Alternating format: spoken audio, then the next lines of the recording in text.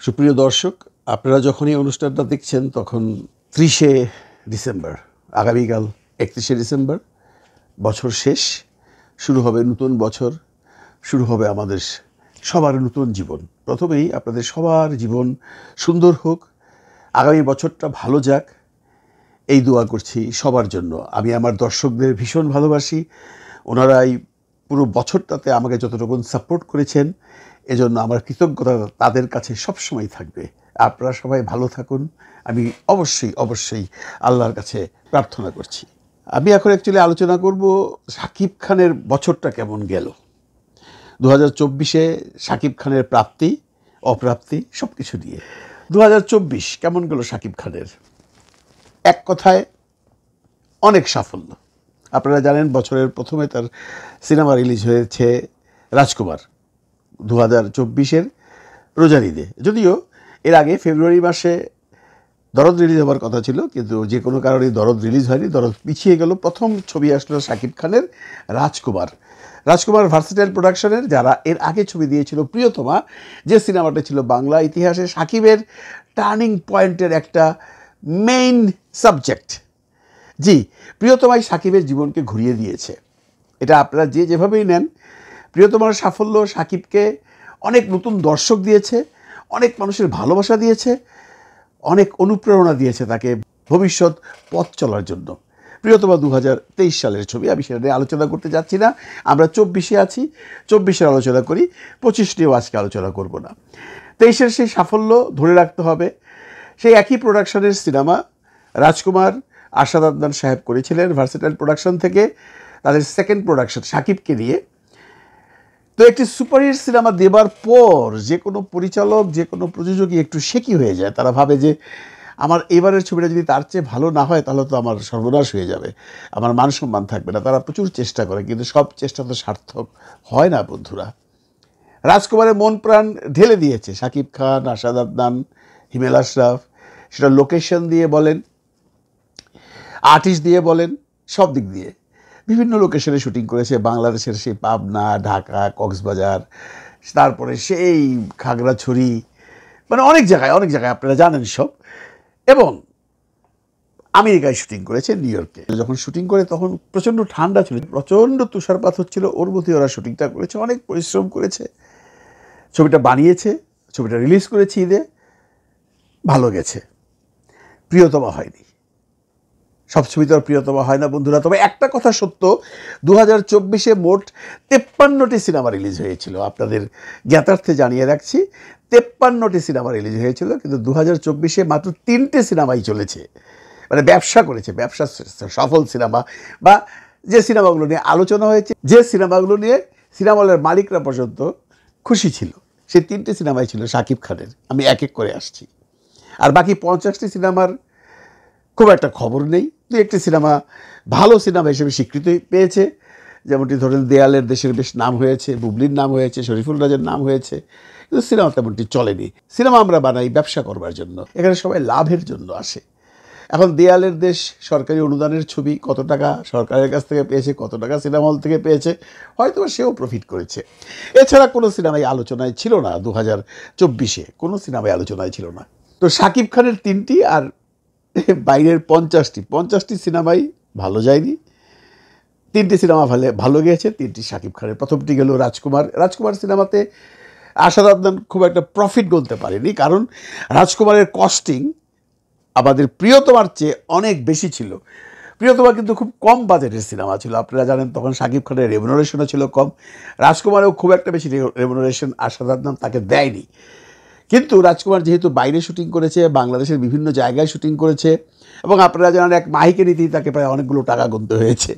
তো বিভিন্ন কারণে রাজকুমারের যে কস্টিং ছিল, সেই কস্টিং অনুযায়ী রাজকুমার প্রফিটেবল ছবি না, but it's a superhit movie. এখন আমি কিন্তু আগেও বলেছি, আপনি যদি কেনার সময় লাভ করতে না পারেন, বিক্রির সময় লাভ করতে পারবেন না। তো রাজকুমারের অবস্থান হয়েছে সেই, উনি কেনার সময় লাভ করতে পারেনি, বিক্রি করে আর কি লাভ করবেন। তবে ছবিটা সুপারহিট তকমা পেয়েছে, নট ব্লকবাস্টার।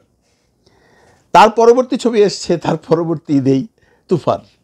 এটা নিয়ে আলোচনা করার কোনো জায়গা নেই, কোনো অবস্থান নেই, কোনো প্রয়োজন নেই। আপনারা সবাই জানেন তুফান দেশ বিদেশ সব জায়গায় বাম্পার ব্যবসা করেছে। এখন অনেকেই বলে এই ছবিটি ৬৭ কোটি টাকা ব্যবসা করেছে, ৬০ কোটি টাকা ব্যবসা করেছে। এক একজন এক এক কথা বলেন। আমাদের দেশে যেহেতু বক্স অফিস নেই, আমরা কি এক্স্যাক্ট ফিগারটা জানি না। আরেকটা কথা বলে রাখবেন প্রিয় দর্শক, যে আমরা যে হিসাবটা পাই এটা টোটাল কিন্তু গ্রস হিসাব। যত টাকায় আপনি পেয়ে থাকেন এটা গ্রসের পরে নেট আছে। আমি আপনাদেরকে আগেও বলেছি যে দেখুন, সিনেপ্লেক্সে একটি সিনেমা ৫০০ টাকায় বিক্রি হলে আমরা সিনেমার মালিকরা পাই ৬০ টাকা। ওটা হলো নেট। তো ৬৭ কোটি টাকা যদি বিক্রি হয় তাহলে নেটে কত টাকা পেয়েছে এটা ক্যালকুলেটর লাগবে।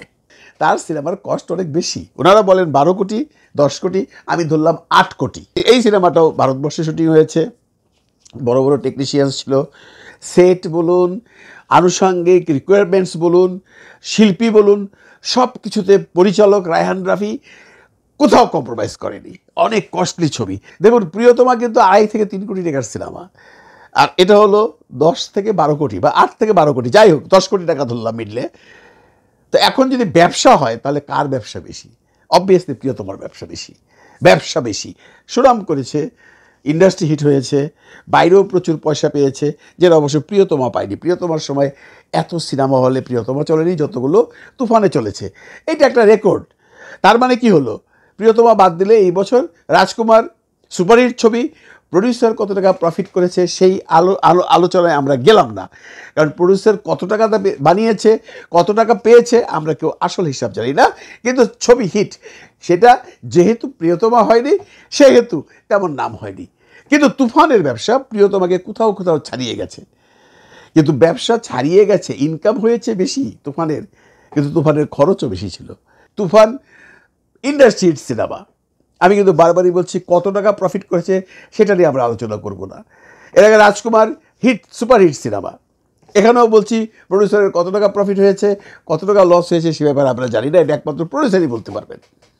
তৃতীয় হলো দরদ, যেটা এই ১৫ই নভেম্বর রিলিজ হয়েছিল, যে সিনেমাটা অনেক অনেক ধরনের বাধা বিপত্তি, অনেক ধরনের আলোচনা সমালোচনা, পরিচালকের মানে বিভিন্ন রকম অপ্রাসঙ্গিক কথাবার্তা নিয়ে মামুন সাহেবের বিভিন্ন রকম স্ট্যাটাস থেকে ছবিটা এমন একটা তালগুল পাকিয়ে ফেলেছিল।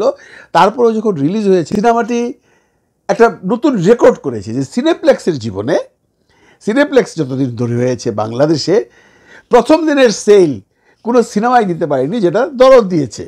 এটাও একটা সাকিবের রেকর্ড। তুফান এমন একটা রেকর্ড করেছে যে বিগত ২০ বছরের যে এই সিনেপ্লেক্সের জীবন, তাতে সবচাইতে বেশি দর্শক দেখেছে একটি ছবি, দ্যাট ইজ তুফান।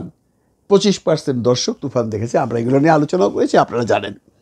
রেকর্ডের পর রেকর্ড, এক একটা সিনেমা দিচ্ছে, এক একটা রেকর্ড করছে। এখন দরদ নিয়ে অনেকে অনেক ধরনের কথা বলছে, দরদ ভালো যায়নি। হ্যাঁ, দরদ সে আপ টু দ্য মার্ক যায়নি, কিন্তু দরদ যে টাকা দিয়ে বানিয়েছে যদি আপনি সেই হিসাব করতে যান তাহলে দরদ প্রফিট করেছে আমার হিসাবে। কারণ ওই সিনেমাটাও যখন বানায় তখন শাকিব খানের রিমুনারেশন এত ছিল না। 40 বা 45 বা 50 লক্ষ টাকা দিয়ে শাকিব খানকে নিয়েছে, 16 দিনে সিনেমাটা শেষ করে ফেলেছে এবং বেনারসে থেকেছে। শাকিব ব্যতীত এমন কোনো সুপার কাস্ট নাই, সোনাল চৌহান ব্যতীত এমন কোনো সুপার কাস্ট নাই সিনেমাটাতে যে আপনি বলবেন যে তাদেরকে অনেক অনেক টাকা দেওয়া হয়েছে। ভারত থেকে যে শিল্পীগুলো নেওয়া হয়েছে এরা খুব একটা কস্টলি শিল্পী নয় ভারতে, আপনারা জানেন। দরদ ২.৫ থেকে ৩ কোটি টাকার ছবি, সেই হিসেবে দরদ কিন্তু লস করবে না। কিন্তু অনেকেই বলেন দরদ লুজিং কনসার্ন। আমার বিশ্বাস হয় না। এটাও বলতে পারবে একমাত্র প্রযোজক লিপু বা অনন্য মামুন। তো শাকিব খান কী পেল 2024-এ? অনেক কিছু পেয়েছে বন্ধুরা। সিনেপ্লেক্সের প্রথম দিনের সেলে তার রেকর্ড রয়ে গেল, সে ছবির নাম দরদ। এই সেল বোধহয় আর কোনো সিনেমা প্রথম দিন দিতে পারবে না। দ্বিতীয় হলো, সিনেমা হলে সবচেয়ে বেশি দর্শক দেখেছে তুফান, এবং সিনেমা হলের মানে সিনেপ্লেক্সের কথা বলছি আমি, আপনারা কিন্তু সিঙ্গেল স্ক্রিনগুলোকে আলাদা রাখবেন। সেই সিনেপ্লেক্সে সাকিবের ছবি দাপিয়ে বেরিয়েছে, এটা একটা নতুন রেকর্ড করেছে। যে সিনেপ্লেক্স একসময় সাকিবের সিনেমা চালাতে অনীহা প্রকাশ করতো, তারা এখন মুখী হয়ে বসে থাকে সাকিবের সিনেমা পাওয়ার জন্য। এটা একটা রেকর্ড করেছে এই 2024-এ এসে। রাজকুমার যে ব্যবসা করেছে, অন্য যে 50টি সিনেমা আছে ওগুলো তার আশেপাশে নাই, দরদের আশেপাশেও নাই। তো রেকর্ডের পর রেকর্ড সাকিব করেছে 24টা। সাকিবের জন্য খুব পয়মন্ত ছিল, খুবই ছিল সব দিক দিয়ে। এই বছরই শাকিব খান ব্যবসায় জড়িত হয়েছে। ব্যবসায় যদি উনি জড়িত হয়েছেন আগে, কিন্তু এই বছর এটা ফোকাসে এসছে। বিরাট বড় কোম্পানি খুলেছে হারলেন, তো আপনারা জানেন সেটা নিয়েও সে ব্যস্ত। ওখানেও তার একটা অবস্থান হয়ে গেছে বিরাট, এবং উনি এই ঢাকা ক্যাপিটালস নামে বিপিএলের দল কিনেছেন।